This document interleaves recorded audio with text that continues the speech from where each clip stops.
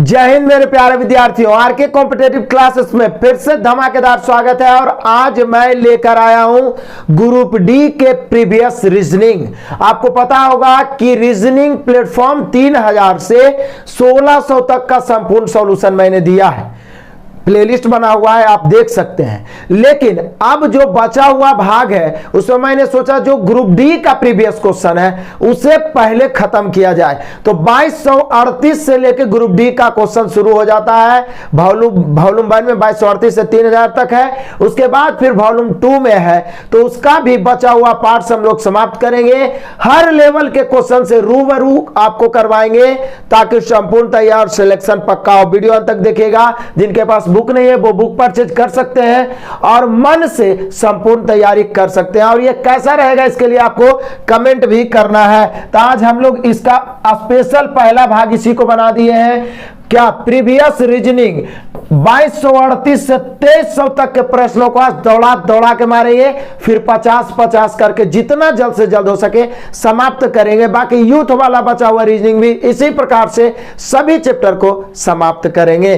तो आइए शुरू करते हैं आज के सुपर मोटिवेशन के साथ। आज के सुपर क्लास को एक खुशखबरी फैला देना है कि बचा हुआ ग्रुप डी वाला प्रीवियस सभी सर धुआं करना शुरू कर दिए हैं। सभी को पढ़ना है।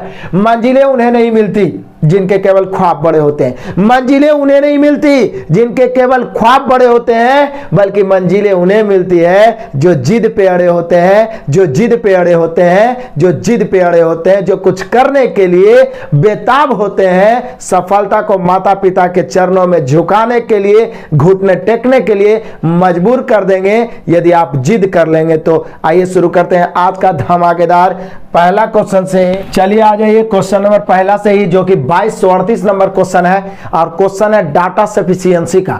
यूथ वाले मैथ में डाटा सफिशिएंसी से 60 प्रश्न तक मैंने सॉल्यूशन दिया है। बाकी बचा हुआ प्रश्न को भी जल्दी धुआं करेंगे। कहता है आपको एक प्रश्न और 2 कथन दिए गए। प्रश्न का उत्तर देने के लिए कौन सा या कौन से आवश्यक है या पर्याप्त है उनकी पहचान करें। पहले प्रश्न क्या है? प्रश्न है सब्जियों के 20 डिब्बों का कुल भार क्या है? उसमें से प्रत्येक बराबर है। ठीक है, कह रहा है कि सब्जियों के 20 डिब्बों का कुल भार क्या, उसमें से प्रत्येक बराबर है। मतलब मेन क्वेश्चन यही है कि कुल भार क्या है, लेकिन इसका आंसर लाने के लिए कौन कौन आवश्यक है ये जरूरी है। तो पहला पढ़िए। पहले 10 डिब्बों में प्रत्येक डिब्बे के 1/3 का भार 10 केजी है। प्रत्येक डिब्बे के 1/3 का भार है 10 केजी। प्रत्येक डिब्बे के 1/3, तो पूरा डिब्बे का भार कितना हो जाएगा? 30 केजी। तो पूरा डिब्बे का भार 30 केजी। यहाँ 10 डिब्बा है तो 10 गुना 30 मतलब 300 केजी हो गया भैया, 300 केजी। आगे देख लो अगला। ये तो अभी तक तो ये जरूरी है कि नहीं, वो तो आगे पढ़ेंगे तभी पता चलेगा। 6 डिब्बों का कुल भार 4 डिब्बों के कुल भार से 40 केजी अधिक है। समझिए 6 डिब्बों का बाद वाला जो, ये तो 10 डिब्बा का निकल गया, बाद वाला जो 10 डिब्बा बचा, 6 डिब्बों के कुल भार 4 डिब्बों से 40 केजी अधिक है। तब बोलिए सर 6 डिब्बे मतलब 6 डिब्बे अब माइनस 4 डिब्बे बराबर 40 केजी। तब बोलिए सर यहां से तो हम लोग का 1 डिब्बा का निकल ही जाएगा। यहां से 1 डिब्बा का क्या होगा? निकल जाएगा, क्योंकि यहां पे 2 डिब्बा बराबर हो जाएगा 40। तो बाद वाला जो है 1 डिब्बा बराबर 20 केजी। लेकिन बाद वाला कई डिब्बा? तो बोले सर 20 डिब्बा है तो 10 डिब्बा का तो ऊपर से निकल गया 300 केजी। अब बाद वाला 10 डिब्बा भी और बचा, तो 10 डिब्बा का 1 डिब्बा का 20, तो 10 डिब्बा का 20 गुना 10 यानी 200 केजी। कितना? 200 केजी। तो ऊपर वाला 10 डिब्बा का 300 केजी, नीचे वाला 10 डिब्बा के 200 केजी। पूरा 20 डिब्बा का निकल गया, लेकिन निकालने के लिए हमें पहला भी पर्याप्त और दूसरा भी पर्याप्त, यानी कथन 1 और 2 एक साथ पर्याप्त है। आराम से समझिए। सब्जियों के 20 डिब्बों का कुल भार क्या है? उनमें से प्रत्येक बराबर भार का है। हालांकि वहां से तो यही पता चले कि 20 बराबर भार के हैं, लेकिन पहला कथन में 10 डिब्बा का चर्चा किया है, दूसरा कथन में 10 डिब्बा का। तो पहला 10 डिब्बा में से प्रत्येक डिब्बे का 1/3 10 है, तो पूरा डिब्बा 30 होगा, तो 10 डिब्बा का 300 होगा।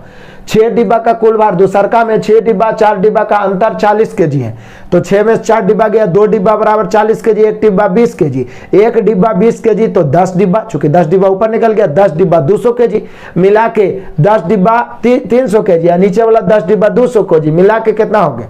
तो बोले सर मिला के हो गया 500 केजी। 20 डिब्बा निकला, लेकिन दोनों पर्याप्त है, दोनों पर्याप्त है, ऑप्शन नंबर डी। क्लियर? आगे बढ़ते हैं, आ जाइए क्वेश्चन नंबर 2239 लपेटते हैं। बड़ा ही फिगर वाला क्वेश्चन है। दी गई आकृतियों में से कौन सी उत्तर आकृति प्रश्न आकृति श्रृंखला में रिक्त स्थान पर आएगी? बोले सर कमाल करते हैं, एक किया क्या है? यहाँ पर देखिए दोनों वृत्त एक दूसरे को काट रहा है, यहाँ अलग अलग हो गया, यहाँ दोनों वर्ग एक दूसरे को काट रहा है, तो यहाँ अलग अलग हो जाएगा, अलग अलग हो जाएगा इस प्रकार से, ठीक है, लेकिन जुड़ा हुआ रहेगा एक मतलब इस प्रकार से इस लाइन के द्वारा। तो बोले सर इसका संबंध इससे है, तो इसका जस्ट संबंध इससे हो जाएगा। आकृति भी, लेकिन कोई जरूरी नहीं है कि आकृति भी ऑप्शन बी ए में दे, यहाँ भले दिया संयोग से आकृति भी हो सकता है ऑप्शन डी में भी दे सकता है, ये भी आपको ध्यान रखना है। क्लियर है? आगे बढ़ते हैं, बड़ा ही सिंपल है, फिगर सामने रहेगा, मजा आएगा। आगे बढ़ जाइए 2240। दर्पण को देखिए, देखिए दर्पण को एमएन रेखा पर रखे जाने पर निम्न आकृति का दर्पण प्रतिबिंब चुने। तो प्रतिबिंब क्या है? दर्पण में हम सब जानते हैं पार्श्व उल्टा होता है, लेफ्ट वाला राइट, राइट वाला लेफ्ट, तो होगा क्या? तो बोले सर होगा तो ऐसे ही, लेकिन ये ब्लैंक वाला इधर हो जाएगा और कलर वाला इधर, ये भी ऐसे ही होगा, लेकिन कलर वाला इधर, ब्लैंक वाला इधर। अब मिला लीजिए, मिला लीजिए, इससे कौन वाला मिल रहा है? तो बोले सर इससे मिलने वाला ऑप्शन तो हम लोग का आकृति, आकृति ए लग रहा है, आकृति ए है, लेकिन आकृति ए किस ऑप्शन में है? तो ऑप्शन नंबर बी में है। ये भी आपको ध्यान रखना बहुत जरूरी है आंसर मारते समय। क्लियर? आगे बढ़िए, बढ़िए फटाफट, एकदम लपेट देंगे। तो आ जाइए क्वेश्चन नंबर 2241। क्या कह रहा है? नीचे दिए गए कथन में कौन सी अवधारणा अंतर्निहित है? मजा है यार, कौन सी अवधारणा अंतर्निहित है? तो पहले कथन पढ़ लेते हैं। छात्र एक ने छात्र दो से कहा मुझे पढ़ने के लिए आपके नोट्स चाहिए। मतलब एक छात्र दूसरा से उसका नोट्स मांग रहा है कि मुझे पढ़ने के लिए चाहिए। अब आपसे पूछा जा रहा है कि इसके पीछे क्या अवधारणा हो सकती है। आराम से पढ़िए। अवधारणा में कहता है, पहला अवधारणा कि छात्र दो ने नोट्स तैयार कर लिए हैं। सही होना चाहिए, क्योंकि जब तक नोट्स तैयार नहीं रहेगा हम किसी से कैसे मांगे? हमें मालूम है कि फलना का नोट तैयार है, चलो उससे हम मांग लेते हैं, तभी ना, ये सही होगा। छात्र एक उसकी समझ को सत्यापित करना चाहता है। ई का नाम मुश्किल है कि कोई जरूरी नहीं कि मतलब ये पढ़ा हुआ है और उसको सत्यापित करना चाहता है कि वो हमसे तेज है कि नहीं है। उसको जरूरत होगा तो नोट्स मांग रहा होगा। छात्र दो ने नोट्स तैयार कर लिए होंगे इसलिए मांग रहा होगा, तो वो ज्यादा सही हो सकता है। छात्र एक उसकी समझ को सत्यापित करना चाहता है, ऐसा नहीं कर सकते हैं, उसको जरूरत होगा तभी तो मांग रहा है। यानी हम कह सकते हैं कि केवल एक अंतर्निहित है, यानी हम लोग का आंसर होगा ऑप्शन नंबर डी। क्लियर हुआ? आगे बढ़ते हैं, चलो बढ़ जाओ। नेक्स्ट क्वेश्चन आ जाओ, क्वेश्चन नंबर 2242। नीचे दिए गए कथनों और निष्कर्षों को पढ़ें। पढ़िए, मन से पढ़िए। कथन, कोई गाय बिल्ली नहीं है। मैंने आपको साइलोलिज्म का 300 क्वेश्चन यूथ रीजनिंग से करवाया है। कोई गाय बिल्ली नहीं है, सभी बिल्लियों की मूछें हैं। तो चलिए ऐसे बना ले, डायग्राम भी बना लेते हैं। कोई गाय, गाय बिल्ली नहीं है, तो गाय अलग बिल्ली अलग। कहता सभी बिल्लियों की क्या है? मूछें हैं। जितना भी बिल्ली है सबकी मूछें हैं। बना लिए? आप फटाफट निपटा दीजिए आराम से। सभी बिल्लियों की मूछें हैं। निष्कर्ष में क्या कह रहा है? कुछ गायें बिल्लियां हैं। क्या कुछ गायें? तो बोले सर गाय बिल्ली में तो कोई संबंध नहीं है, कोई गाय बिल्ली नहीं है, तो कुछ गाय बिल्लियां कैसे हो सकती है? ये वाला गलत हो गया। कुछ गायों की मूछें हैं, तो बोले कि सर जब गाय, क्या बोल रहा है? कुछ गायों की मूछें हैं बोल रहा है, तो हो भी सकता है और नहीं भी हो सकता है, क्योंकि गाय और मूछ में कोई संबंध नहीं दिया है, ठीक है ना। तो हो भी सकता है, नहीं भी हो सकता है, इसका मतलब निष्कर्ष नहीं होगा। जिसमें कोई संबंध नहीं है उसका निष्कर्ष नहीं। तो कुछ गाय मूछें हैं, ये भी गलत, यानी हम लोग का आंसर हो जाएगा कोई भी निष्कर्ष अनुसरण नहीं करता, यानी कि आप कह सकते हैं ऑप्शन नंबर बी। क्लियर है? आगे बढ़ जाते हैं, आगे बढ़िए। आ जाइए क्वेश्चन नंबर 243 को लपेट देते हैं।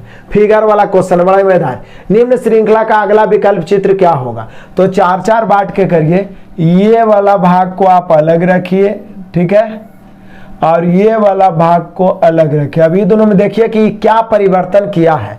तो बोले सर परिवर्तन किया क्या है? ये देखिए क्या किया है यहाँ पे बड़ा ही मजे से, ये राउंड हो गया, राउंड अप हो गया एक एक घर। देखिए ये वाला जो है इस घर में चला गया यहाँ, और जो इसमें था यहाँ आ गया है, जो इसमें था ये वाला यहाँ आ गया है, और ये वाला ऊपर चला गया। फर्क है कि ये जो था आपको प्लस प्लस, एक प्लस और माइनस बन गया है, ठीक है ना, या तो डैश कर सकते हैं। अब देखिए, अब इसको हमको करना है, ई वाला परिवर्तित कैसे हुआ है, तो बोले सर फिर ये वाला वैसी है, ई इसमें जाके चेंज हो गया है, ई वाला इसमें जाके फिर उसी रूप में चेंज हो गया, सिर्फ एक एक घर आगे बढ़ा है। तो बोले सर एक एक घर आगे बढ़ने का मतलब क्या है कि प्लस प्लस दो गो है तो प्लस, और ऐसे हो जाएगा ई वाला भाग स्टार स्टार प्लस, इस प्रकार से हो जाएगा, और ये वाला भाग ऊपर हो जाएगा इस प्रकार से, और ये वाला भाग इस प्रकार से, जैसे भी इधर हो जाएगा। अब देखिए कौन ऑप्शन है जो इस प्रकार के शो कर रहा है, तो बोलिए कि सर ये तो लग रहा है कि यही वाला ऑप्शन हो सकता है, यानी कि आकृति डी लग रहा है। क्या इस प्रकार क्या कोई आकृति लग रहा है? तो आकृति डी दिया किस में है? तो ऑप्शन देखिए, तो हम लोग का आंसर होगा ऑप्शन नंबर डी, यानी हम लोग का आंसर हो जाएगा ऑप्शन नंबर डी। आप और बेहतर ढंग से मिला सकते हैं, ऐसे इस प्रकार से तो और कोई है ही नहीं, क्योंकि ये यहाँ पर है तो इधर आना ही आना है। तो बोले सर इसमें भी तो है, लेकिन आप देख रहे हैं कि ये वाला प्लस जब था तो इस रूप में चेंज हुआ था, ठीक है, इस रूप में, ये वाला फिर इसी रूप में, फिर ये वाला इसी रूप में चेंज हो जाएगा। क्लियर है? तो हम लोग का आंसर हो जाएगा ऑप्शन नंबर डी। आगे बढ़ते हैं, बढ़ जाइए नेक्स्ट क्वेश्चन। आज आप क्वेश्चन नंबर 2244 को लपेट देते हैं। निम्नलिखित कथन के साथ बिंदु 1 व बिंदु 2 के रूप में दो धारणाएं दी गई है। क्लियर? कथन और निम्नलिखित धारणाओं पर विचार करें। तो पहले कथन पढ़ लो भैया। सतत विकास के लिए घरों में ऊर्जा की आपूर्ति अनिवार्य है। सतत लगातार विकास के लिए ऊर्जा की आपूर्ति अनिवार्य है। अब इसी पर धारणा पढ़िए। पहला धारणा, तो पहला धारणा क्या कहता है कि घरों में अत्यधिक चमकदार प्रकाश बल्बों के स्थान पर कॉम्पैक्ट फ्लोरेसेंट लैंप यानी CFL का उपयोग करना चाहिए। मतलब ये कहना चाह रहा है, ऊपर में क्या लिखा हो कि सतत विकास के लिए घरों में ऊर्जा की आपूर्ति अनिवार्य है, मतलब घर में ऊर्जा होना चाहिए। अब घरों में अत्यधिक चमकदार प्रकाश बल्बों के स्थान पर कॉम्पैक्ट फ्लोरोसेंट लैंप CFL का उपयोग करना चाहिए। तो ये क्या हुआ बात? वो तो अभी ऊपर बोल रहा है कि ऊर्जा की आपूर्ति अनिवार्य है, अब उसके बाद ना सोचा कि कौन बल्ब लगेगा नहीं लगेगा, यहाँ डायरेक्ट बल्ब का क्या मतलब है, तो ये वाला तो गलत हो गया।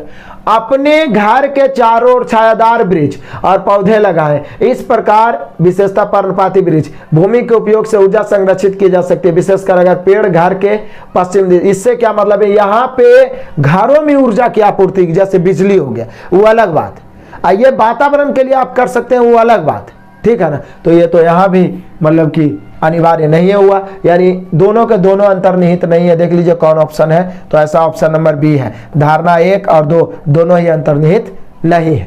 क्लियर हो गया? फटाफट ये सब क्वेश्चन आपके माइंड में कब आएगा, कॉन्फिडेंस कब बढ़ेगा, जब लगातार ज्यादा से ज्यादा क्वेश्चन बनाएंगे। इसलिए बचा हुआ जितना भी क्वेश्चन 2-2,500 है सबको एग्जाम के पहले धुआं करना है। आगे बढ़ते हैं, आ जाओ क्वेश्चन नंबर 2245 लपेट दो। दिए गए कथनों को सत्य मानिए, भले ही वो सर्वज्ञात तथ्यों से मेल नहीं खाता हो तो भी आपको सत्य मानना है। उसके बाद कहता है और उसके आधार पर तय कीजिए कि कौन से निष्कर्ष कथनों का तार्किक रूप से अनुसरण करते हैं। तो बोले सर उसको पढ़ने से फायदा क्या है? कुछ धातुएं लोहा है, तो चलिए इधर बनाते हैं। कुछ धातुएं मतलब धातु का कुछ भाग जो है क्या है, लोहा है। कुछ धातुएं हैं जो लोहा है, और कुछ है कुछ लोहा भारी है, कुछ लोहा भारी है। भारी और धातु में कोई संबंध नहीं बोला है, हालांकि हो भी सकता है और नहीं भी हो सकता है। अब आ जाइए निष्कर्ष में। पहला निष्कर्ष कहता है, पहला निष्कर्ष क्या कहता है, सभी लोहे धातुएं हैं, सभी लोहे। तो बोले सर ऊपर में बोला है कुछ धातुएं लोहा है, आप बोल रहे हैं सभी लोहे धातुएं हैं, ये कैसे हो सकता है, ये तो गलत हो गया। सभी भारी धातुएं हैं, अब जो भी भारी है वो धातु है। तो बोले सर धातु और भारी में तो कोई संबंध ही नहीं दिया है। यदि बोलता कि कुछ धातुएं भारी हो सकती है, संभावना व्यक्त करता तो आंसर होता, वो बोला सही होता। लेकिन यहाँ सीधे बोल दिया कि सभी भारी धातुएं हैं, जबकि धातु और भारी में कोई संबंध भी नहीं, यानी दोनों के दोनों गलत। कोई भी निष्कर्ष अनुसरण नहीं करता है, ऑप्शन नंबर ए। क्लियर है? आगे बढ़ जाते हैं, फटाफट बढ़ जाओ। आ जाओ क्वेश्चन नंबर 2246 को लपेट देते हैं। बड़ा ही सिंपल है। कह रहा है पाइप को लिखा क्या है, तो बोले सर ये तो लग रहा है कि P को 16, I का 9, फिर P का 16, I का 5 लिख दिया है। तो हम लोग भी लिख देते हैं ना S पूछ के, तो श्वान का अंतिम अक्षर क्या होगा, तो बोले सर अंतिम अक्षर क्या होगा, तो श्वान में अंतिम में N है, N का 14 होता है, 14 का अंतिम अंक क्या होगा, 4 होगा, यानी हम लोग का आंसर हो गया ऑप्शन नंबर बी। चुटकियों में निपटा दो। क्लियर, चलो आगे बढ़। आ जाइए क्वेश्चन नंबर 2247। यहाँ स्टेटमेंट अजम्पशन है, कथन और तर्क है, लेकिन इंग्लिश में दिया गया है, इसको हिंदी करके हम लोग समझ लेते हैं। कहता considered the given statement and decide, मतलब इसको पढ़िए और डिसाइड करिए। Which of the following assumptions is या आर इम्प्लिक्ट इन द स्टेटमेंट, मतलब कथन के अनुसार कौन है जो अनिवार्य है तार्किक रूप से। पहले स्टेटमेंट पढ़ो। Every city must house and ecological park said the mayor to his secretary, जो मेयर है शहर का वो अपने सेक्रेटरी से कहता है कि हर शहर के लिए जो इकोलॉजिकल पार्क है, ग्रीन पार्क जिसको कहते हैं, वो मस्ट है, जरूरी है, ठीक है ना, वातावरण को बनाए रखने के लिए। अब आ जाइए, पहला कहता है ecological park improve green cover, बिल्कुल सही है। ग्रीन कवर मतलब कि हरियाली को, जो वातावरण को मैनेज करता हो उसको जरूर इंप्रूव करेगा, उसमें सुधार करेगा, ठीक है ना, उसमें सुधार करेगा, इसलिए वो बोल रहे हैं कि इकोलॉजिकल पार्क मस्ट है। तो पहला तो सही हो गया। दूसरा कहता है ecological park help reduce air pollution, बिल्कुल सही। इकोलॉजिकल पार्क शहर में बीच बीच में जो पार्क बने रहते हैं बहुत सारे पेड़ पौधे वाले, वो क्या कहते हैं, जो एयर पॉल्यूशन रहता है उसको रिड्यूस करता है, पॉल्यूशन को वो क्या करता है, अपने और ऑब्जर्व करता है और ऑक्सीजन देता है। तो बिल्कुल दोनों के दोनों सही होना चाहिए। बोथ 1 and 2 आर इम्प्लिक्ट, मतलब दोनों तार्किक रूप से अनिवार्य है, ऑप्शन नंबर बी। क्लियर है, आगे बढ़ जाइए। आ जाइए क्वेश्चन नंबर 2248। दिए गए कथन को सत्य मानिए, भले ही वह सामान्य मान कथनों से मतलब कि भिन्न प्रतीत हो, अलग हो, फिर भी सत्य मानना है। चलो पढ़ो कथन डायरेक्ट।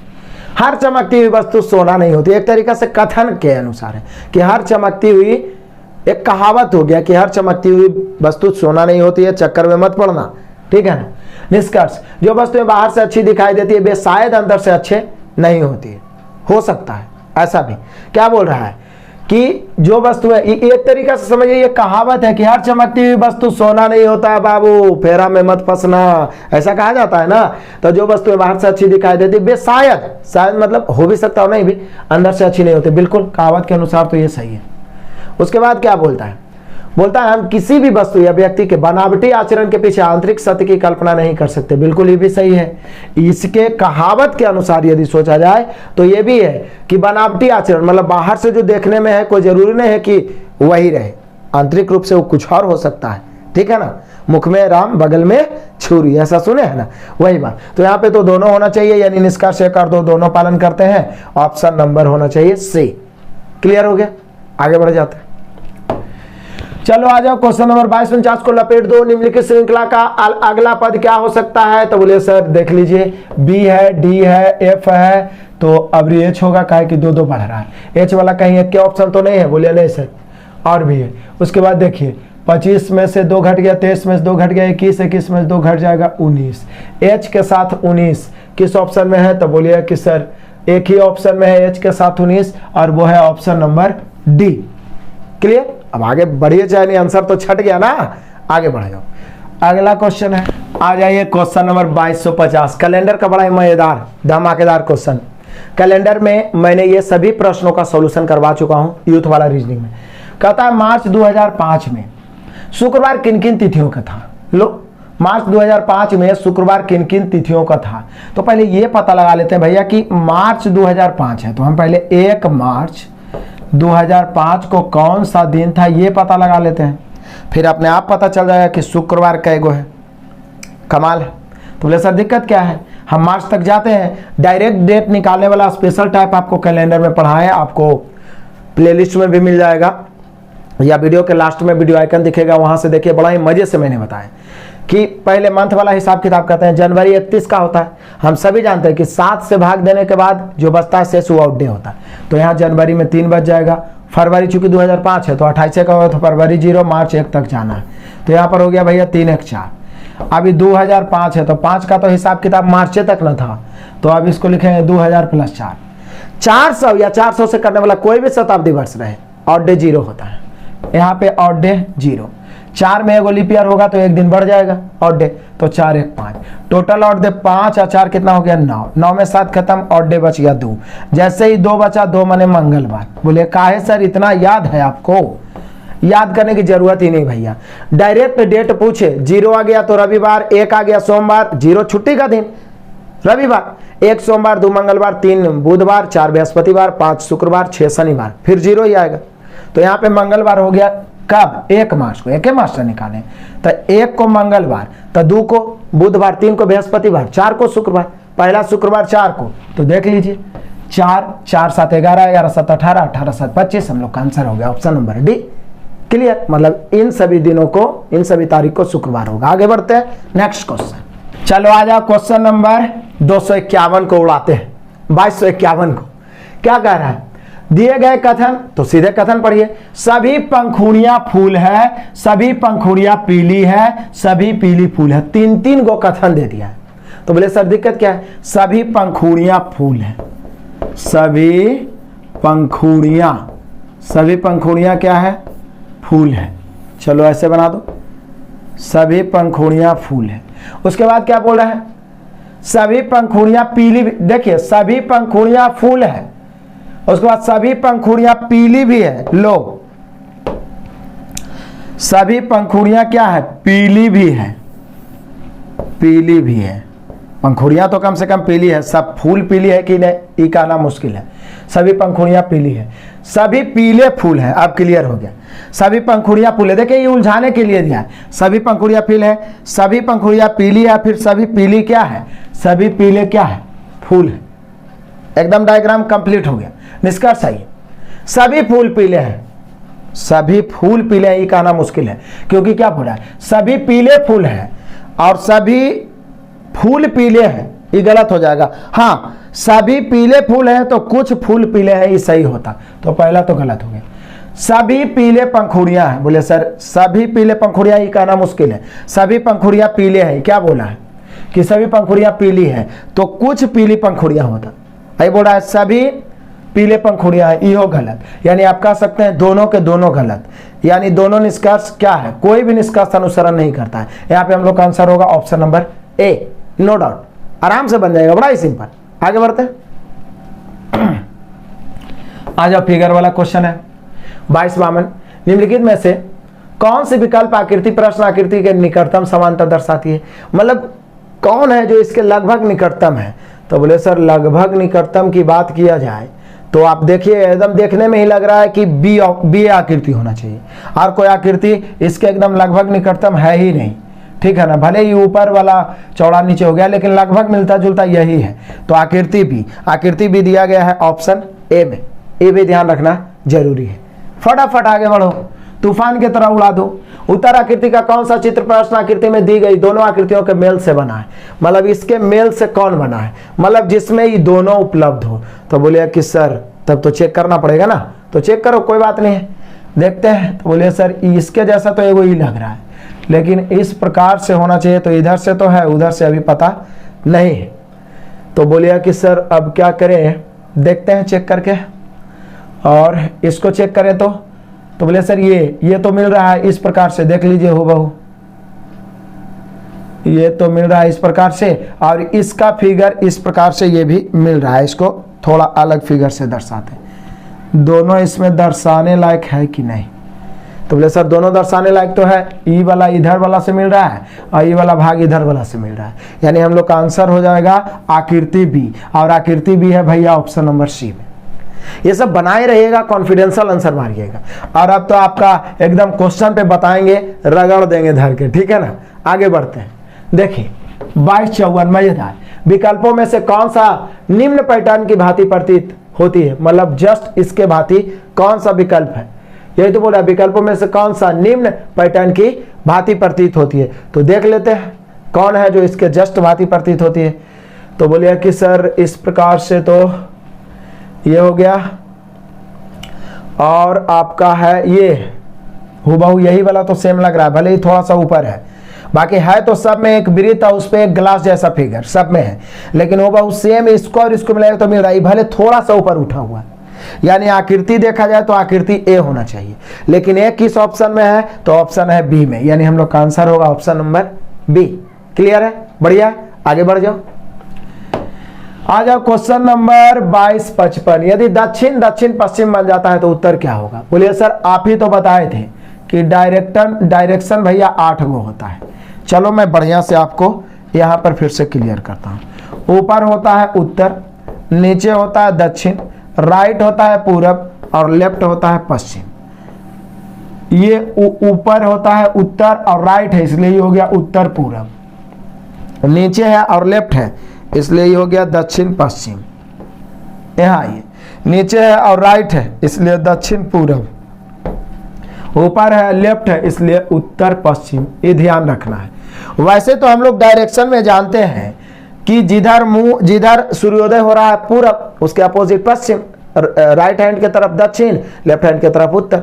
लेकिन आकृति में ऊपर उत्तर, नीचे दक्षिण, राइट पूरब, लेफ्ट पश्चिम, उत्तर पूरब, दक्षिण पूरब, उत्तर पश्चिम, दक्षिण पश्चिम। क्या पूछ रहा है? पूछ रहा है कि यदि दक्षिण जो है दक्षिण पश्चिम बन जाए तो उत्तर क्या होगा? तो बोलिएगा कि सर आप बोल रहे हैं दक्षिण दक्षिण पश्चिम बन जाए। समझिए, बढ़िया से समझिएगा। दक्षिण, तो बोले सर दक्षिण ही है। आई दक्षिण को बोल रहा है कि दक्षिण है जो दक्षिण पश्चिम बन जाए, मतलब एंटी क्लॉकवाइज एक घर घूमेगा। ये यहां पर आ गया, एंटी क्लॉकवाइज एक घर घूम गया। दक्षिण जो है दक्षिण पश्चिम बन गया। तो पूछ क्या रहा है? तो पूछा उत्तर क्या होगा? तो बोले सर उत्तर को भी एंटी क्लॉक घुमा दीजिए। तो उत्तर ये है एंटी क्लॉक, ये सॉरी इधर क्लॉकवाइज घूम रहा है, एंटी क्लॉक नहीं क्लॉकवाइज, ऐसे ऐसे, ठीक है ना। तो जैसे ये घुमा है उसी प्रकार से एक घर घुमा है तो एक घर घुमा दीजिए, यानी उत्तर जो हो जाएगा उत्तर पूरब हो जाएगा। उत्तर जो हो जाएगा उत्तर पूरब हो जाएगा, और उत्तर पूरब है भैया option number D. Clear, no doubt. एकदम आराम से हैंड टू हैंड ऑप्शन देखते चलेंगे हम लोग। आगे आइए क्वेश्चन नंबर 2256। निम्नलिखित शब्दों के लिए सबसे उपयुक्त बेन और एक चुनिए। घोड़ा है, बंदर है और बाघ है। घोड़ा है, बंदर है और बाघ है। हालांकि है तो तीनों जानवर ही, लेकिन घोड़ा, बंदर और बाघ अलग अलग ना है जी। है तो तीनों जानवर, लेकिन घोड़ा, बंदर और बाघ अलग अलग। तो अलग अलग वाला है ऑप्शन नंबर बी। चुटकियों में निपटाओ, आगे बढ़ो फटाक से। आ जाओ क्वेश्चन नंबर 2257। निम्नलिखित श्रृंखला का अगला अक्षर ज्ञात करें। ज्ञात करो, अगला अक्षर क्या होगा? तो बोलिए कि सर सी डी एफ। पहले तो सर 1 बढ़ा, फिर 2 बढ़ा, फिर 3 बढ़ा तो 4 बढ़ेगा। 9 4 13, और 13 माने होता है भैया एम, और एम दर्शा रहा है option number A. No doubt, आगे बढ़ो, एकदम चुटकियों में निपटाते चलो। 2258 विषम को चुनिए विषम को। क्या बोल रहा है? वैसे तो टी ही है लेकिन अपोजिट हो गया है। टी ही है अपोजिट हो गया है। एन ही है अपोजिट। बोलिए एन तो सीधा है, बाकी तो सब अपोजिट ही हो गया, यानी सबसे डिफरेंट तो यही है, ठीक है ना। बाकी तो सब उल्टा हो गया है, उसी का अक्षर उलट गया है। तो बोलिए कि सर हम लोग का हो जाएगा आकृति सी, और आकृति सी किस ऑप्शन में है? ऑप्शन नंबर बी में। क्लियर, टक्कर बहुत मजा आने वाला है, इसलिए जम के शेयर करें ताकि हम मोटिवेट हों, और जो भी बचा हुआ ग्रुप डी का प्रीवियस है जटिल से जटिल प्रश्न आपके माइंड में छाप दें एग्जाम के पहले। आगे बढ़ते हैं, आ जाइए क्वेश्चन नंबर 2259। निम्नलिखित श्रृंखला का अगला पद ज्ञात करें। तो ज्ञात करो, सिंपल है। बोले सर 5 2 7 7 4 11 11 और कितना हो जाएगा 6। तो पहले बढ़ा 2, फिर बढ़ा 4, फिर 6 तो 8। तो 17 और 8 जोड़ेंगे तो कितना होगा? तो बोले सर 17 में यदि 8 जोड़ा जाए तो 25 होगा। अब 25 वाला ऑप्शन, तो बोले सर 25 वाला 2 ऑप्शन है। तो आगे देख लीजिए, आई है, जे है, मतलब 1 बढ़ा है, फिर 2 बढ़ा है, फिर 12 3 15 3 बढ़ा है तो 4 15 4 19 19 मतलब एस, यानी 25 एस होना चाहिए। क्या होना चाहिए? 25 एस, ऑप्शन नंबर सी। टकाटक आगे बढ़ते जाओ, ये सब तो तूफान की तरह आगे बढ़े। आ जाओ क्वेश्चन नंबर 2260। निम्न पारदर्शी सीट को बिंदुसार रेखा से मोड़ने पर वह विकल्पों में से किसका, मतलब ऑलरेडी सीट है, इसको मोड़ना है, यहां पर यहां से मोड़ना है इसको। तो ये कैसा दिखेगा? तो मोड़ दीजिए ऐसे। तो ऐसे मोड़ेंगे तो जरा ध्यान दीजिएगा, थोड़ा सा मोड़ेंगे तो ई वाला भाग तो मुड़िए जाएगा और इधर दिखेगा। तो बोलिए सर ये वाला भाग मुड़ के तो यहाँ पर ही हो जाएगा, और ये ऐसे रेखा है उबला दिखेगा, लेकिन इधर डॉट डॉट हो जाएगा। तो ऐसा कौन आकृति दिख रहा है? तो बोले सर सेम इस प्रकार का ये वाला इधर आ जाएगा, बाकी सब ऐसे ही ऐसा। ये तो ज़्यादा दूर है, इसमें तो ये होल है ही नहीं, इसमें है तो इसमें ये वाला ये जो दिया हुआ है ये नहीं है, तो फिर एक ही आकृति है, आकृति सी है। आप गौर से देख लो, आकृति सी दर्शा रहा ऑप्शन नंबर डी में, तो आंसर होगा option number D, no doubt. आगे बढ़ो, आ जाओ क्वेश्चन नंबर 2261। निम्नलिखित श्रेणी में अगला पद क्या होगा? निम्नलिखित श्रेणी में अगला पद क्या होगा? तो 22 से x हो गया, x से w हो गया, मतलब आप समझ रहे, मतलब क्या कर रहा है, 22 से x से w, मतलब एक एक घट रहा है, तो w से कितना हो जाएगा, u हो जाएगा, सॉरी w से v हो जाएगा, w में एक घटेगा तो क्या हो जाएगा, v। तो बोले सर v तो दो ऑप्शन में है, अब c है 3 बढ़ गया f, 3 बढ़ गया i, 3 बढ़ेगा l, तो vl हो जाएगा।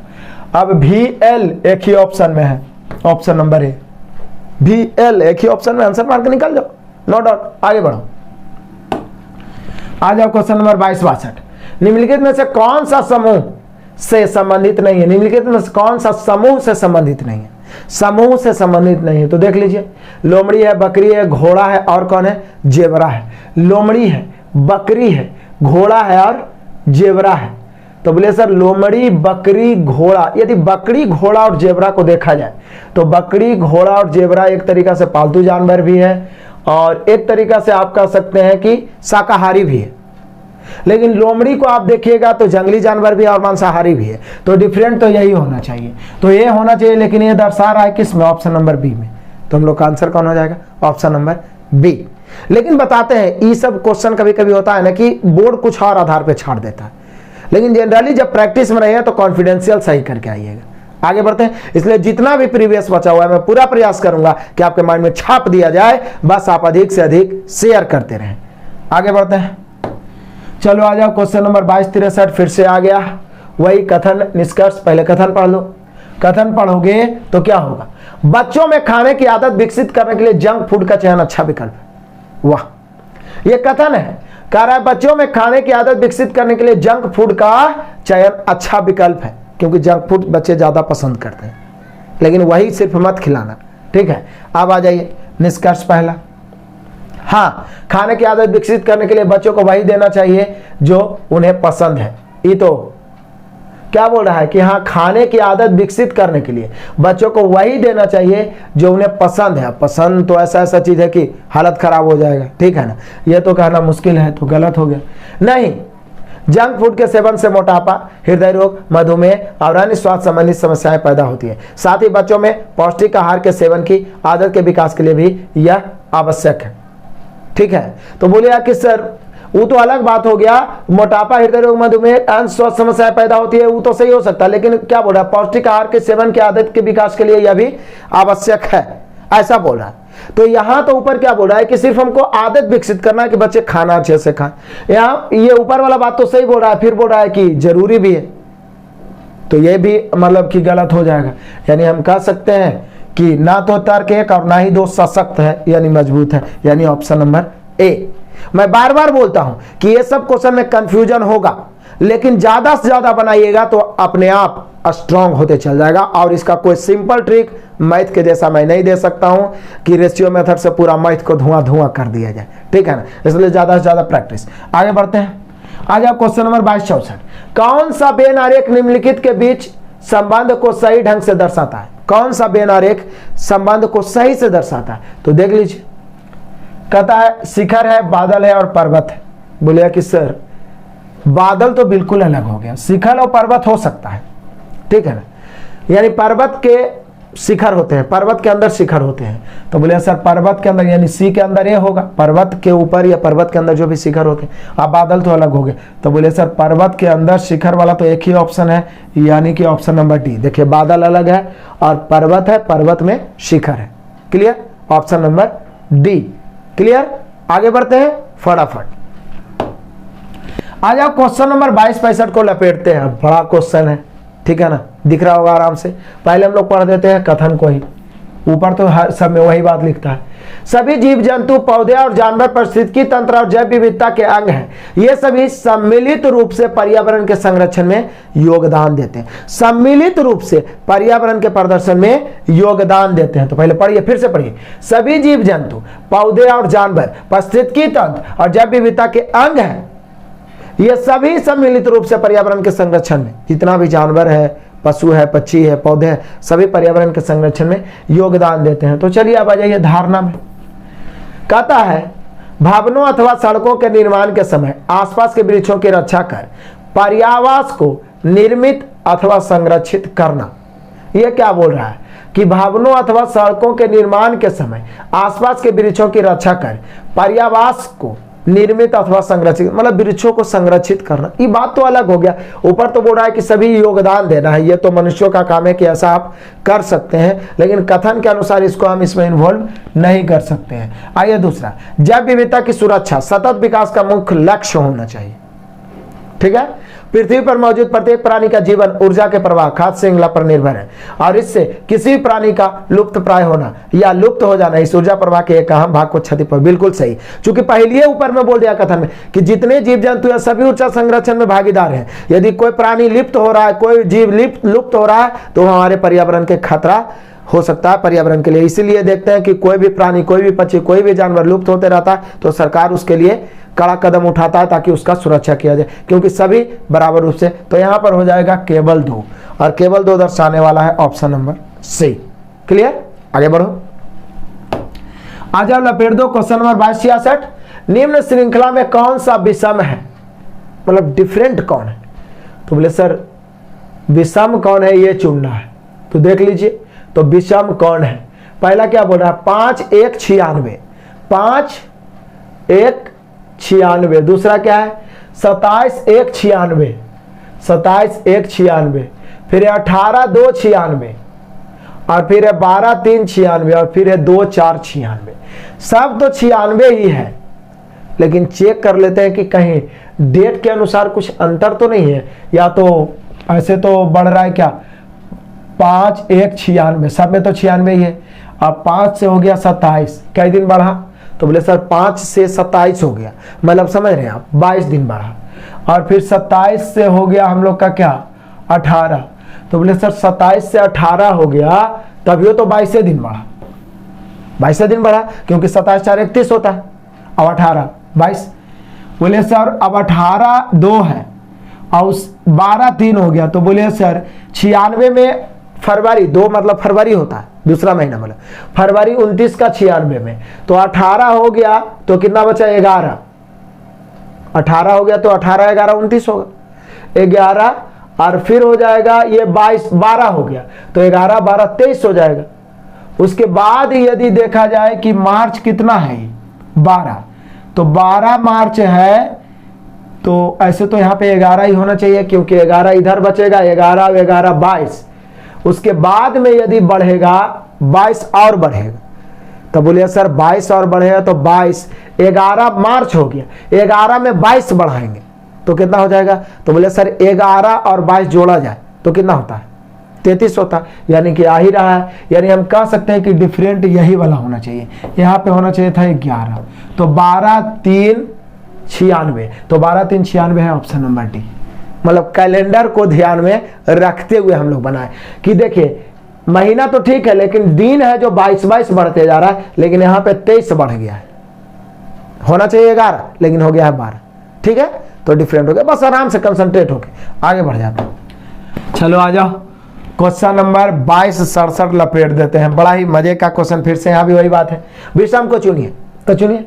ए में दिया है 5E, ई का ऐसे भी 5 होता है। बी में दिया है J9, सी में दिया है T20, आई 25 22। तो बोले सर डिफरेंट तो यही हुआ, क्योंकि जे का तो 10 होता है, सबका तो कोडे लिखा हुआ, तो सबसे डिफरेंट हो गया बी। और बी दिया किसमें है, ऑप्शन नंबर डी।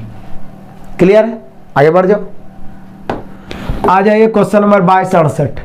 निम्नलिखित श्रृंखला की अगली संख्या, बड़ा ही सिंपल, 27 और 2 29, 29 और 4 33, तो हो सकता है 2 4 6 भी हो सकता है, लेकिन हाँ दुगना भी हो सकता है, 2 दूनी 4 4 दूनी 8। तो यदि 6 जोड़ते हैं तो 33 6 39, 39 तो ऑप्शन में है भी नहीं, तो 8 जोड़ेंगे, 8 जोड़ेंगे तो 33, 8 कितना होगा 41, और फिर 8 के दुगना 16 जोड़ेंगे तो 57 हो ही रहा है। यानी हम लोग का आंसर हो गया 41, ऑप्शन नंबर डी। क्लियर, आगे बढ़ जाओ।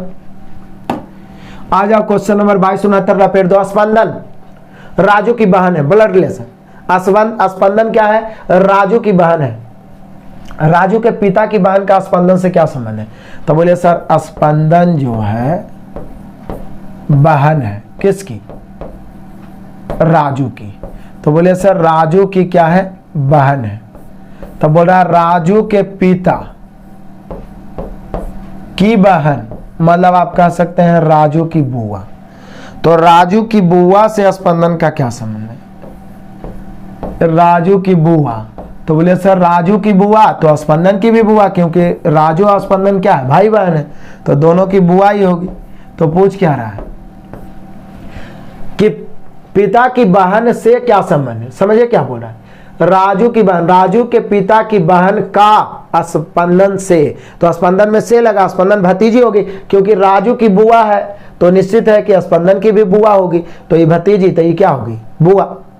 तो यहां पे हम लोग का आंसर हो जाएगा बुआ, ऑप्शन नंबर डी। क्लियर है? चकाचक, पिताजी के बहन बुआ ना होती है। आगे बढ़ जाओ। आ जाओ क्वेश्चन नंबर 2270। राजू पूरब की ओर 4 किलोमीटर चलता है, फिर वह बाईं ओर मुड़ता है और 3 किलोमीटर चलता है। अब प्रारंभिक बिंदु से कितनी दूरी? चुटकियों में। राजू पूरब की ओर, हम सभी जानते हैं राइट पूरब होता है, 4 किलोमीटर चलता है, फिर वह बाईं, इधर जा रहा है तो बाईं जाएगा और 3 किलोमीटर चलेगा। तो बोल रहा है प्रारंभिक बिंदु से, ये हो गया अंतिम बिंदु, ये हो गया प्रारंभिक बिंदु। प्रारंभिक बिंदु से अंतिम बिंदु की दूरी जब भी निकालना हो तो शॉर्टेस्ट डिस्टेंस निकलता है। कर्ण बनाएंगे और आपको पाइथागोरस जी याद आ गए होंगे। ये 3 है, ये 4 है, तो कंफर्म है ये कितना होगा? 5 होगा। यानी प्रारंभिक बिंदु से दूरी 5, लेकिन किधर और किस दिशा में? तो यहां से ऊपर है और राइट है, इसलिए कौन सा दिशा हो गया? ऊपर मतलब उत्तर, राइट मतलब पूरब, यानी आप कह सकते हैं उत्तर पूरब 5 किलोमीटर। उत्तर पूरब या पूर्वोत्तर उसी को बोलते हैं, उत्तर पूरब या पूर्वोत्तर, यानी हो गया हम लोग का answer option number D. Clear? उत्तर पूरब को पूर्वोत्तर। आगे बढ़ते हैं।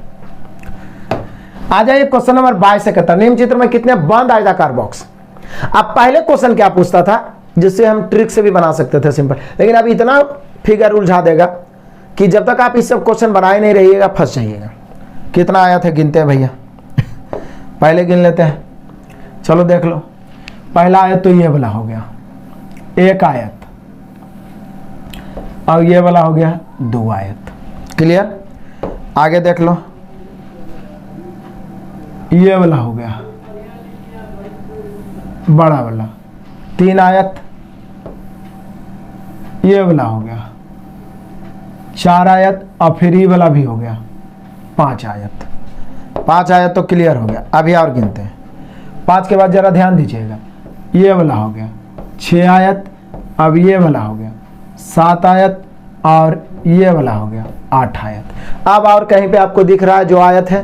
बोले सर 8 से ज्यादा तो ऑप्शन होने हैं, तो हो गया हम लोग का answer option number D. Clear है? No doubt.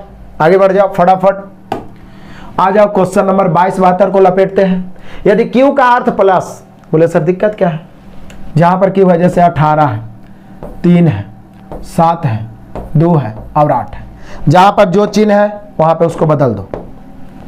क्या बोला है? क्यू का अर्थ प्लस, तो क्यू कहां पर है? तो बोले सर 3 और 7 के बीच में है, प्लस दे दो। जे का अर्थ है गुना, जे कहां है? तो जे 7 और 2 के बीच में है, तो गुना दे दो। टी का अर्थ है माइनस, तो टी कहां है? 2 और 8 के बीच में है, तो माइनस दे दो। के का अर्थ है भागा, के कहां पर है? 18 और 3 के बीच में, तो यहां भागा दे दो। कुछ नहीं है, बोर्ड मास का नियम बचपन से पढ़ते आ रहे हैं। अब एक क्वेश्चन पक्का पूछेगा बाबू, जब तक बनाए नहीं रहेगा कॉन्फिडेंस हिल जाएगा, ये ध्यान रखना। 3 छक्के 18, पहले भाग करेंगे, ये गुना होगा 7 दूनी 14, तो 6 और 14 20, और 20 में 60 घटेगा 12, 20 में 60 घटेगा 12। Calculation option number B. आगे बढ़ जाओ, एक एक क्वेश्चन को दौड़ा दौड़ा के मारेंगे। क्वेश्चन कर रहा है 2273, बड़ा ही कमाल का क्वेश्चन है, बड़ा ही सिंपल क्वेश्चन है। 2273 कह रहा है क्या? दर्पण को एमएन रेखा पर, तो बोले दर्पण वाला तो बने हुए ना किए हैं, कुछ नहीं होता, केवल लेफ्ट राइट और राइट लेफ्ट बदलता है, मतलब ये ऐसे ही रहेगा, लेकिन ये वाला इधर आ जाएगा। तो बोले सर इधर में तो एक ही ऑप्शन है, ये वाला इधर, ये तो ऐसे ही छट गया। ये वाला सिर्फ इधर, मतलब कि इधर ब्लैंक हो जाएगा, इधर कलर हो जाएगा, एक ही ऑप्शन है, यानी कि आकृति ए। ऑप्शन भी इसी को बना दिया। क्लियर? No doubt. आगे बढ़ो, आ जाओ क्वेश्चन नंबर 22 से उत्तर। आपको एक प्रश्न और 2 कथन दिया गया है। चलो पढ़ो, प्रश्न पढ़ो पहले। डाटा सफिशिएंसी, MAN और K एक पंक्ति में खड़े हैं। निम्नलिखित जानकारी के आधार पर यदि हम सबसे छोटे से सबसे लंबे में व्यवस्थित करते हैं तो कौन सबसे अंत में आएगा। सबसे छोटे से सबसे लंबे में जाते हैं तो सबसे अंत में कौन आएगा, यानी सबसे लंबा कौन होगा। तो देखते हैं, लंबा को ऊपर रख देते हैं, छोटा को नीचे। A K से छोटा है, बढ़िया बात है, K ऊपर रख देते हैं, A नीचे। M A से छोटा है, M A से छोटा है। फिर से पहला कथन पहला है, A K से छोटा है, उसके बाद क्या बोल रहा है, M A से छोटा है, और तो कुछ बोला ही नहीं है। बोल रहा है कि M A N और K एक पंक्ति में खड़े हैं। निम्नलिखित जानकारी के आधार पर यदि हम सबसे छोटे से मतलब नीचे से ऊपर जा रहे हैं, लंबे में व्यवस्थित करें तो कौन सबसे अंत में खड़ा है। अब पहला बोला है कि A K से छोटा है, तो K ऊपर A नीचे। M A से छोटा है, M A से छोटा है, लेकिन एगो और बच गया N। अब N के बारे में भैया कुछ बताया ही नहीं है कि N M से छोटा है कि K से बड़ा है। तो कैसे हम सबसे अंतिम में किसको लाएं, कैसे पता चलेगा। बोले सर ये तो पर्याप्त नहीं है, यानी हम कह सकते हैं कि कथन 1 और 2 दोनों पर्याप्त नहीं है, मतलब दोनों मिला के भी पर्याप्त नहीं हुआ, यानी हम लोग का आंसर हो जाएगा ऑप्शन नंबर सी। क्लियर हुआ, ऑप्शन नंबर सी। क्योंकि यहां पे क्या बोल रहा है कि M A N और K एक पंक्ति में खड़े हैं। निम्नलिखित जानकारी के आधार पर यदि हम सबसे छोटे से लंबे में व्यवस्थित करें तो कौन सबसे अंत में खड़ा है। पहला बोला A K से छोटा है, A तो K ऊपर A नीचे, एकदम बढ़िया समझिए। M A से छोटा है तो A से छोटा M है, लेकिन N के बारे में तो कुछ बोलवे नहीं किया है। तो हम सबसे अंतिम में हो सकता है N बड़ा भी हो सकता है, N छोटा भी हो सकता है, N यहाँ भी हो सकता है, N यहाँ भी हो सकता है। तो कैसे पर्याप्त करें, यानी कि हम कह सकते हैं कि पर्याप्त नहीं है, पर्याप्त नहीं है। तो बोले सर सबसे छोटा सब छोटा भी पता नहीं लगा सकते, यानी मेनली रूप से होना चाहिए कथन 1 और 2 दोनों पर्याप्त नहीं है। Option number C. यदि गलत आंसर दिया तो आप सुधार सकते हैं। क्लियर, आगे बढ़ते हैं। आ जाइए क्वेश्चन नंबर 2275। शिक्षक कक्षा से जिस तरह संबंधित है उस तरह चालक किससे है। शिक्षक कक्षा से जिस तरह संबंधित है उसी प्रकार से चालक किससे है। तो बोले सर चालक वाहन से ना होगा, कक्षा चलाता है शिक्षक, तो चालक किससे, वाहन से, यानी कि ऑप्शन नंबर डी। क्लियर, आगे बढ़ जाओ फटाक से। आ जाओ क्वेश्चन नंबर 2276। उस विकल्प चित्र का चयन करें जो प्रश्न चित्रों की श्रृंखला को पूरा करता है। लो लपेट दो प्रश्न को, इसी को उल्टा पुल्टा किया है, इसी को क्या किया है, नीचे वाला तो अभी तक सीधा ही रखा है, ये दोनों को इसको उल्टा है। अब हमें इससे निकालना है तो बोले सर नीचे वाला को तो सीधा ही रखेगा। तो बोले सर नीचे वाला सीधा तो दो आकृति में है, ए में सी में, ये तो ये हो सकता है आकृति या सी, लेकिन बोले सर ई वाला तो ऐसे रहेगा, इसी को ना उलट फेर करेगा, तो ये वाला ऐसे ही है। अब इसको उलट फेर नहीं किया है, देखिए ए में नहीं किया है, ए उसे को ऐसे रह दिया, यानी हम लोग का आंसर सी हो जाएगा। सी देखिए जिस प्रकार से इसमें बदला है उसी प्रकार से सेम, तो आकृति सी हो गया। आकृति सी हो गया तो आकृति सी दिया है ऑप्शन नंबर डी में। एकदम बारीकी से देखना है और प्रैक्टिस करते रहिएगा ना तो आदत बन जाएगा आपका, आपके सामने रीजनिंग भी मैथ की तरह थर थर कांपेगा। आगे बढ़ते हैं, आ जाइए क्वेश्चन नंबर 2277। करा एफ एस और डी का पिता है। लो एफ जो है एस और डी का पिता है, एफ दो गो के पिता है, किसका एस और डी का। अब एस डी दोनों बेटा है कि बेटी ये भी पता नहीं, लेकिन एफ जो है पिता है, बढ़िया बात है। आगे बढ़िए, डी की बुआ की बेटी ई है, डी की बुआ की बेटी ई है, ई जो है डी की बुआ की बेटी है। एफ का ई से क्या संबंध है। तो बोले सर क्या बात कर रहे हैं, डी की बुआ की बेटी ई है, ये जो है डी की बुआ की बेटी है, बुआ की बेटी। तो बोले सर बुआ होती कौन है। तब बुआ जो होती है वो क्या होती है, बुआ जो होती है पिताजी के बहन होती है, यानी हम कह सकते हैं एफ से किसका, ई का जो संबंध है एफ के बहन की बेटी हो गई, मतलब हमारी बुआ की बेटी हमारे पिताजी के बहन की बेटी, यानी आप कह सकते हैं एफ की भांजी हो गई, एफ की भांजी हो गई। तो पूछ क्या रहा है, एफ का ई से क्या संबंध है। ई में से लग गया तो आंसर भांजी नहीं बल्कि मामा हो जाएगा, भांजी है तो इमामे ना, तो आंसर हो गया मामा। हम लोग का आंसर हो गया मामा, option number A. Clear, simple. दिमाग कुछ नहीं घुमाता है ब्लड रिलेशन, हम लोग जानबूझ के घूमते हैं। ज्यादा प्रैक्टिस करेंगे तो कहां जाएगा, दौड़ा दौड़ा के ना मारेंगे जी। आगे बढ़िए, आ जाओ क्वेश्चन नंबर 2278। निम्न चित्र में वर्गों की संख्या ज्ञात करें। तो ज्ञात करिए निम्न चित्र में वर्गों की संख्या। बोले सर एगो, तो यही वाला हो जाएगा, और 4 गो ये वाला हो गया, 1 2 3 4, ये वाला है 5, 5 है कितना हो गया 6 हुआ, ये अंदर वाला कितना हो जाएगा 7। बोले सर 7 तो दिया है, और मिला लेते हैं फिर से एक बार। कुछ नहीं, एकदम सिंपल है, वर्ग सिर्फ छाटना है। एक वर्ग तो ये वाला सिंपल हो गया, इसको देखिए तो 1 2 3 4 है, ये बड़ा वाला 5, तो 5 1 6, ये वाला 1 7, और तो एकदम सिंपल है, ऑप्शन नंबर सी हो गया। क्लियर, आगे बढ़ जाओ। आ जाओ क्वेश्चन नंबर 2279। कमाल है, क्या कहता है कि प्रश्न आकृति उस विकल्प आकृति का चयन करें जो प्रश्न आकृति की श्रृंखला को पूरा करती है। बोलिए सर देखिए इसी में से कुछ उलटफेर स्थान को किया होगा। देखिए ना भाई, ये पहला है, दूसरा है, तीसरा है, चौथा है। अभी किया क्या है, पहले चौथा कर दिया, फिर दूसरा किया है, फिर पहला किया है, उसके बाद तीसरा किया है, यही ना किया है जी। भले ही दूसरा को बस थोड़ा सा मतलब ये ऐसे है तो इसको उलट के ऐसे कर दिया, तो हम लोग भी ऐसे ही करेंगे, पहला दूसरा तीसरा चौथा।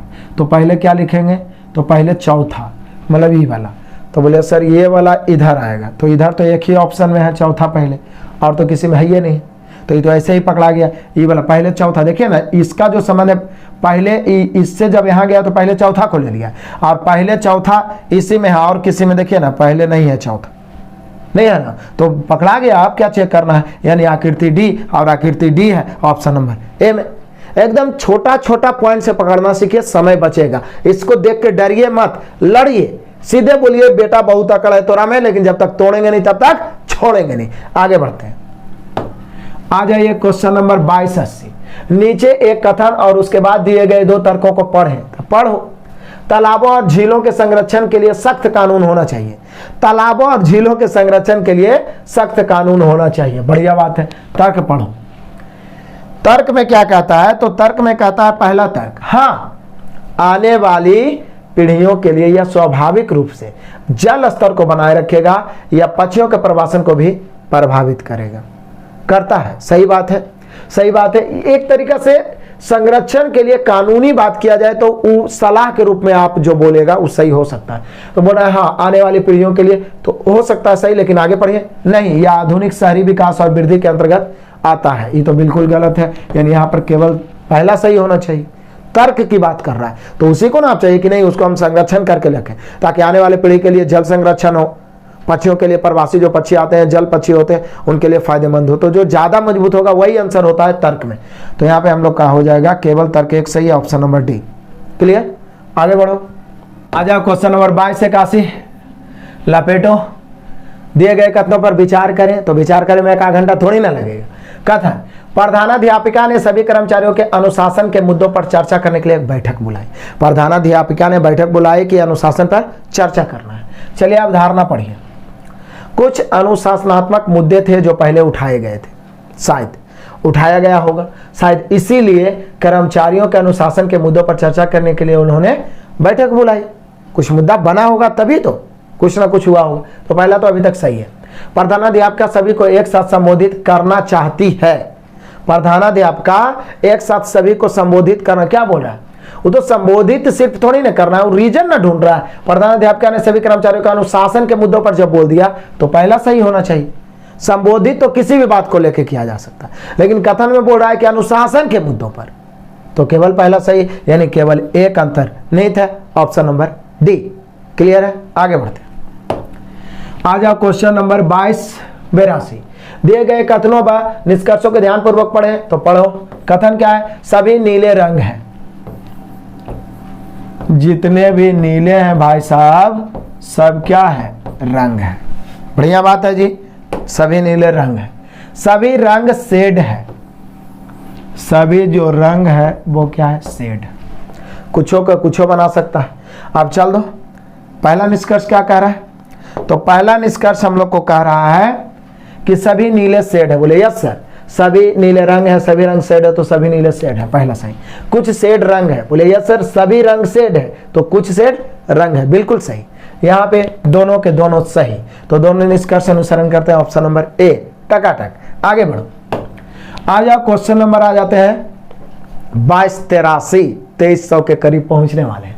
कोड भाषा में यदि लक को कुछ लिखा है तो बोले सर लिखना क्या है, लक को ये तो एल होता है, एल के साथ 2 लिख दिया है, यू के साथ सिर्फ 1 जोड़ दिया है, सी के साथ 3 जोड़ दिया है, के साथ 1 किया क्या है ना, इकाई अंक जोड़ दिया है, एल 12 होता है 2 लिख दिया है, यू 21 होता है 1 लिख दिया, सी तो 3 होता है 1 के अंक होवे करता है। तो दिक्कत क्या है, एक्स को हम एक्स 4 लिख देंगे, ई को ई 5 लिख देंगे, आर 18 होता है तो आर 8 लिख देंगे, और ओ 15 होता है तो ओ 5 लिख देंगे, एक्स 24 होता है तो एक्स 4। लेकिन पूछ क्या रहा है, इतना लिखने की जरूरत ही नहीं थी, ये तो मैंने आपको बताया कि ऐसे लिख सकते हैं। पूछ रहा है अंतिम अंक क्या होगा, तो अंतिम एक्स है, एक्स 4 लिखेंगे, यानी हम लोग का आंसर होगा 4, option number B, no doubt. आगे बढ़ जाओ फटाक से, आ जाओ क्वेश्चन नंबर 2284, लपेट दो। निम्न में से विषम की पहचान करें, डिफरेंट की पहचान करें। तो पहचान करो ना भैया, दिक्कत क्या है, कौन रोक रहा है आपको, पहचान करो। तो बोलिए कि सर एस है तो एस को क्या किया है, उलट दिया है। ये क्या किया, एक दर्पण रख के समझिए दाएं बाएं, यहाँ भी एक दर्पण रख के सिर्फ लेफ्ट राइट कर दिया, लेकिन सी में लेफ्ट राइट नहीं किया, ये तो ऊपर नीचे कर दिया है जी। तो सबसे यहाँ भी लेफ्ट राइट किया है, एक दर्पण रख के समझिए, दर्पण के अनुसार ये वाला ऊपर नीचे कर दिया, मतलब ये जल प्रतिबिंब की तरह हो गया। तो बोलिए सर ये तो सी हो गया आकृति, और सी आकृति है ऑप्शन नंबर डी, ध्यान रखना। आगे बढ़ जाओ फटाफट, आ जाओ क्वेश्चन नंबर 2285। निम्न कथनों और निष्कर्षों को सावधानी पूर्वक पढ़े, एकदम सावधान हो जाओ, सावधान हो जाओ, एक भी क्वेश्चन छूटना नहीं चाहिए। और यह उसके आधार पर कथनों का तर्क संगत रूप से अनुसरण करने वाले निष्कर्ष का। तो कथन पढ़े, सभी रेजर ब्लेड है, लो जितना भी रेजर है सब क्या है, ब्लेड है, इरेजर हो गया, सभी रेजर क्या है, ब्लेड है। उसके बाद क्या बोल रहे हैं, सभी रेजर ब्लेड है, सभी ब्लेड धातु है। तो बोले सर सेम पीछे वाला ही तो है, सभी ब्लेड क्या है, धातु है। अब आ जाइए, सभी धातुएं रेजर है, सभी धातुएं रेजर है, बिल्कुल गलत। सभी धातुएं रेजर हम नहीं कह सकते हैं, क्योंकि हाँ कुछ धातुएं रेजर हम कह सकते थे। आगे कुछ धातुएं ब्लेड है, या शीशा ही होगा, क्योंकि सभी ब्लेड धातु हैं तो कुछ धातुएं ब्लेड है, यानी केवल 2, और केवल निष्कर्ष 2 अनुसरण करने वाला है option number B, no doubt, कहीं पर से कोई डाउट नहीं होना चाहिए। आगे बढ़ जाओ फटाफट, आ जाओ क्वेश्चन नंबर 2286, एकदम और धीरे धीरे स्पीड बढ़ जाएगा।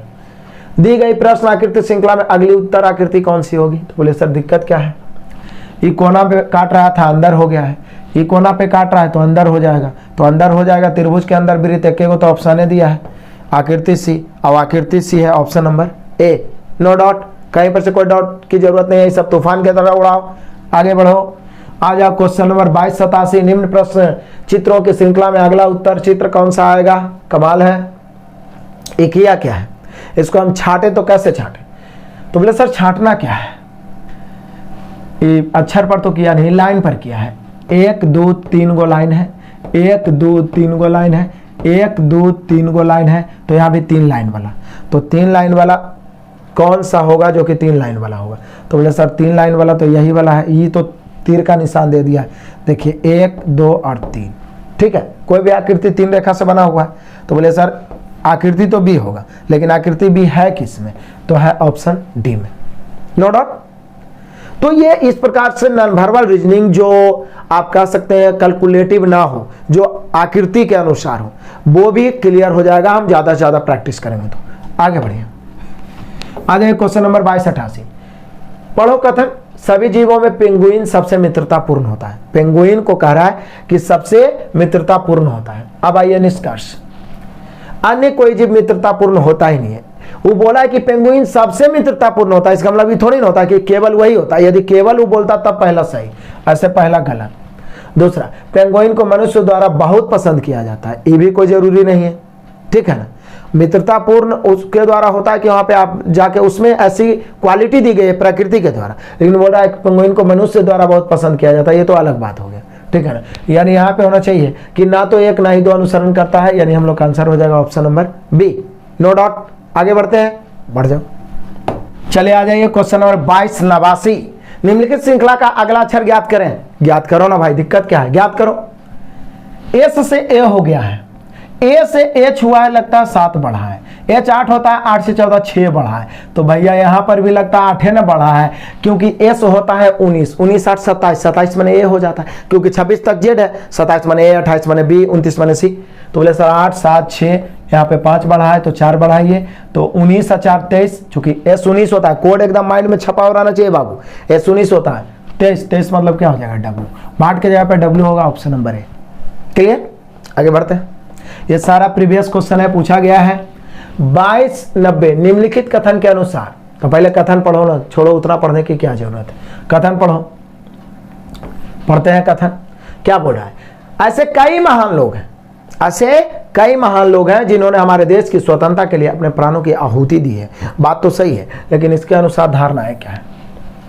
धारणा है स्वतंत्रता के लिए किसी को बलिदान देना चाहिए, कोई जरूरी नहीं हो तो मजबूरी में बलिदान देता है जी, सीधे बोला स्वतंत्रता के लिए बलिदान देना चाहिए, मतलब लड़ने के लिए वो बलिदान दिया, जानबूझ के क्यों बलिदान देगा कोई। ठीक है, हम एक बार जीते हैं और एक ही बार मरते हैं, क्या बोला है, हम एक बार जीते हैं, ये तो खैर बातें अलग हो गया, ठीक है ना, इसमें तो कोई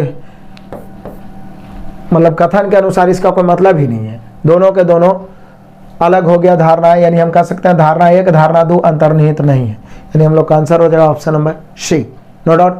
आगे बढ़ते हैं, आ जाओ क्वेश्चन नंबर 2291 लपेट दो। जब एमएन रेखा पर दर्पण रखा जाए, ये दर्पण है समझिए, तो निम्न आकृति के लिए दर्पण प्रतिबिंब, तो बोले सर लेफ्ट राइट पार्ट्स उल्टा होता है, दाएं का बाएं बाएं का दाएं, तो ये वाला इधर आ जाएगा, ये वाला इधर आ जाएगा, ये ब्लैंक इधर आया तो देख लीजिए, मतलब देखिए ना इस प्रकार से फिगर बना दीजिए, और क्या ये कलर वाला इधर आ जाएगा और इसका कलर वाला इधर, बाकी तो सब यही रहे। देख लीजिए कौन ऑप्शन है, तो बोलिए कि सर ऑप्शन ये आकृति तो बी ही ऐसा दिख रहा है, और तो कोई है ही नहीं, तो आकृति भी एकदम आराम से आकृति भी है, option number A, no doubt. चलिए 10 क्वेश्चन और बच रहा है, लपेट देते हैं। आ जाओ क्वेश्चन नंबर 2292। निम्नलिखित श्रृंखला का अगला पद क्या होगा, तो क्या हो सकता है। अंक को हम लोग ना ऐसे कर देते हैं, पहले तो बी है, सी है, सी के बाद डी है, डी के बाद ई है, तो ई के बाद तो यहाँ पर तो एफ हो जाएगा, लेकिन ऐसा पूछ नहीं रहा। अब क्या है, तो बोले सर 4 2 6, 6 में से गया 5, 5 2 7, 7 में से गया 6 ना होगा जी, 6 ना होगा, यानी कि वाट के स्थान पे 6 होगा, यानी हम लोग का आंसर हो गया ऑप्शन नंबर बी। क्लियर, आगे बढ़ जाओ फटाफट। आ जाओ क्वेश्चन नंबर 2293। एक्स अपने दोस्त जेड को एक तस्वीर दिखाता है, समझिए एक्स जो है जेड को एक तस्वीर दिखा रहा है, तस्वीर में कोई होगा या होगी, ठीक है, तस्वीर दिखाता और कहता है ये मेरी पत्नी की बेटी के पति का बेटा है। कमाल है, दिमाग घूम गया ना। अब इतना तेजी से पढ़िए तो घूमने नहीं करेगा, तोड़ के पढ़िए, देखिए तुरंत तोड़ मोड़ के जोड़ कर देंगे। क्या एक्स ने जेड को एक तस्वीर दिखाया, तो जेड को तस्वीर एक्स दिखा रहा है, तो एक्स अपने बारे में बताएगा, तो एक्स यह मेरी, और कहता है मतलब एक्स बोल रहा है, ये एक्स से इसका संबंध है, क्या मतलब यह तस्वीर मेरी पत्नी की बेटी, तो पत्नी की बेटी मतलब एक्स की भी बेटी, के पति मतलब एक्स के दामाद का बेटा, तो बोले नाती ना हुआ है, तो यानी एक्स का ही क्या हुआ, नाती है। तो तस्वीर वाला जो है क्या है, तब बोलिए सर नाती होगा, जब नाती नहीं आंसर देगा ना तब पोता, ठीक है ना, तो यहाँ पे पोता ही दिया है, यानी हम लोग का आंसर हो जाएगा option number B, no doubt. आगे बढ़ते हैं, चलो बढ़ो। 2294। निम्नलिखित शब्दों के लिए सबसे उपयुक्त बेनारेख को चुनो। निम्नलिखित शब्दों के लिए सबसे उपयुक्त बेनारेख को चुनो, तो क्या बोल रहा है, टीवी, कैमरा और ट्रेन, तो बोले सर टीवी, कैमरा और ट्रेन है तो अलग अलग चीज ना है, ये तो ऐसे ही डिफरेंट हो गया, यानी हम लोग का आंसर हो जाए option number B, no doubt. आगे बढ़ो, आ जाओ क्वेश्चन नंबर 2295। दिए गए कथनों और निष्कर्ष, तो पहले कथन पढ़ दो ना भैया। सभी लाल पदार्थ स्पष्ट है, क्या बोल रहा है, जितना भी लाल पदार्थ है वो क्या है, अस्पष्ट है, अस्पष्ट है। सभी अस्पष्ट रसायन है, जितना भी अस्पष्ट है सब क्या है, रसायन है। अब आ जाओ फटाफट निष्कर्ष पढ़ो, निष्कर्ष निकाल दो। पहला निष्कर्ष क्या कहता है, कुछ रासायन तरल पदार्थ है। क्या सभी लाल पदार्थ हम लिख दिए थे, तरल है भाई, तरल, सॉरी, सभी तरल पदार्थ क्या है, अस्पष्ट है, और सभी अस्पष्ट जो है ना वो रासायन है। आप समझिए, कुछ रासायन तरल पदार्थ है। बोलिए सर रासायन का कुछ भाग तो तरल होगा ना जी, रासायन का कुछ भाग तरल होगा, यानी पहला सही। कुछ अस्पष्ट तरल पदार्थ है, कुछ अस्पष्ट क्या है, तरल पदार्थ है। तो बोलिए यस सर, कुछ अस्पष्ट तरल है, क्योंकि सभी तरल क्या है, अस्पष्ट है, तो कुछ अस्पष्ट क्या है, तरल है। तो बिल्कुल सही, यानी हम कह सकते हैं दोनों सही। सभी निष्कर्ष अनुसरण करते हैं, ऑप्शन नंबर सी। क्लियर? तो ये सब क्वेश्चन में आपको कंफ्यूजन हो सकते हैं, लेकिन जब बनाते रहिए तो कॉन्फिडेंस क्लियर रहेगा। 90% कवर कर लीजिएगा, और रिजल्ट तो निर्भर करेगा इसी पर, क्योंकि इस बार भी ग्रुप डी में 5 से 7 तो पूछेगा ही। आगे बढ़ते हैं जी, आ जाओ क्वेश्चन नंबर 2296। कुछ स्कूटर वाहन है, सभी वाहन तेज हैं। लो, कुछ स्कूटर जो है वाहन है, कुछ स्कूटर जो है वाहन है, वैन है, और सभी वाहन जो है तेज है, सभी वाहन जो है क्या है, तेज है। अब फटाफट आंसर, चलो निष्कर्ष में पहला निष्कर्ष क्या कहता है, कुछ स्कूटर तेज होते हैं। समझिए, कुछ स्कूटर वाहन है, सभी वाहन तेज है, तो निश्चित है कुछ स्कूटर तेज के अंतर्गत आ गया, यानी कि पहला सही, नो डाउट। आगे बढ़ो, सभी तेज वाहन होते हैं। तो बोले सर सभी तेज को वाहन कैसे करें, ये सभी वाहन तेज है तो कुछ तेज वाहन हम बोल सकते हैं। यहाँ बोला सभी तेज वाहन होते हैं, यानी कि गलत। हम लोग का आंसर होगा केवल निष्कर्ष का अनुसरण करता है, option number C. Clear, no doubt, ये सब तो एकदम क्लियर है। आगे बढ़िए, आ जाइए क्वेश्चन नंबर 2297। ताला दरवाजे से संबंधित है, उसी तरह पासवर्ड किससे संबंधित है, ताला किससे संबंधित है, दरवाजे से। पासवर्ड किस में लगाते हैं, तो बस पासवर्ड कंप्यूटर हो गया, कंप्यूटर ना हो गया जी, कंप्यूटर हो गया पासवर्ड, यानी कि हम लोग का हो गया ऑप्शन नंबर डी। आगे बढ़ते हैं, चलो बढ़ जाओ। क्वेश्चन नंबर 2298, उसी प्रकार का क्वेश्चन जैसे पीछे आया था। क्या बोल रहा है, निम्नलिखित श्रृंखला पर चिभाट को प्रतिस्थापित करें, मतलब वहां पर क्या हो सकता है। तो देख लेते हैं कि हो क्या सकता है, कौन हो सकता है, कांड क्या कर रहा। थोड़ा सा तस्वीर धुंधला है, लेकिन ये निश्चित है कि कुछ किया नहीं है।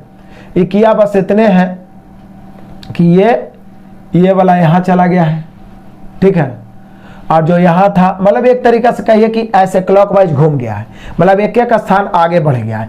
और ये उल्टा पुल्टा हुआ है वो अलग बात है, लेकिन एक एक स्थान आगे बढ़ गया। तो बोले सर यहाँ भी एक एक स्थान आगे बढ़ जाएगा, एक एक स्थान आगे बढ़ जाएगा। ध्यान से जरा देखिएगा, ई वाला भाग उधर ई वाला घर में चला गया है, ये वाला नीचे आ गया है, ये वाला भाग ऊपर गया है, ये वाला भाग जो है ऊपर गया है। लेकिन ऊपर गया है तो डबल प्लस नहीं, सिंगल प्लस और माइनस बन गया। और ये सिंपल जो है आपका ये वाला भाग इधर आ गया है, और कुछ नहीं, ये ऐसे के ऐसे एकदम सेम पीछे बताए थे।